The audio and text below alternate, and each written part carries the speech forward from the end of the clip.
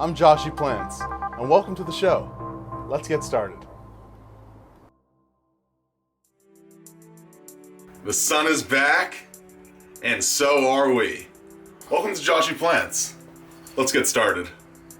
Really exciting, guys. Today we actually have a group of 10 baby succulents. These are actually just cuttings, as you can see, so they don't have any roots yet. As soon as we get them in the soil, they're gonna sprout in about 1 to 2 weeks. We're gonna get some nice new roots.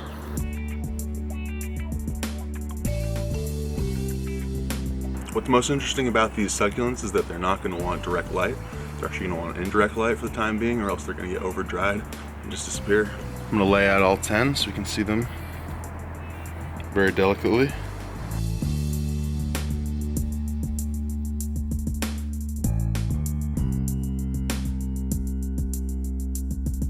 So what I'm planning to do is actually plant all my 10 succulents under this bush right here. That way when the sun hits it, it won't be directly on top of the succulents. And you can see how a lot of the backyard gets a lot of direct sunlight, which this guy loves. Now, as hopefully you can see, a lot of the soil I'm dealing with today has these wood chips on top. So what I'm gonna need to do is grab my tools and cut a little round underneath. Also, that way I'll be able to check if the soil is nice and ready for our succulents. So this is my tool of choice right now. It's gonna help me make little divots in the soil so that I can put my succulents in there. Now the moment of truth. Separate all the branches away so I can get my hands nice and in there. Move a little bit of the wood chips around and see how the soil looks underneath. Oh yeah, that's exactly how I like it. Oh, this is great.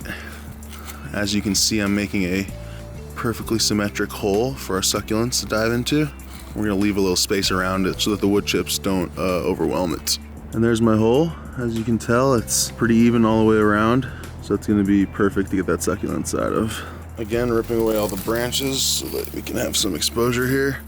And then I'm gonna use this little succulent. It's not gonna get too much room outside of the soil, but if I'm careful enough, I can get it to balance there nice and evenly, and then, again, just give it some space so it can breathe.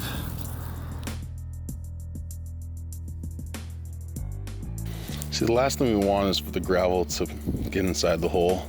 So you want to hold it away while you place your plant inside.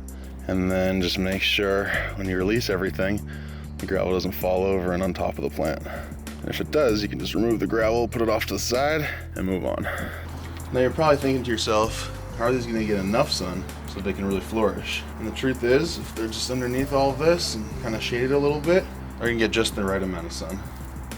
Now you're probably also thinking how the small cuttings are going to develop roots deep enough that it's going to go inside the soil.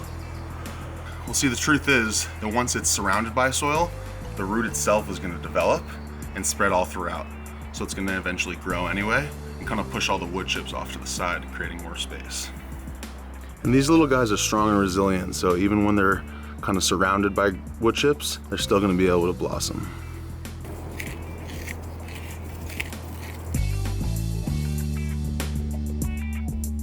I'd say this one is my favorite just because it has such a small base that when it digs down into the soil, it's really going to go deep.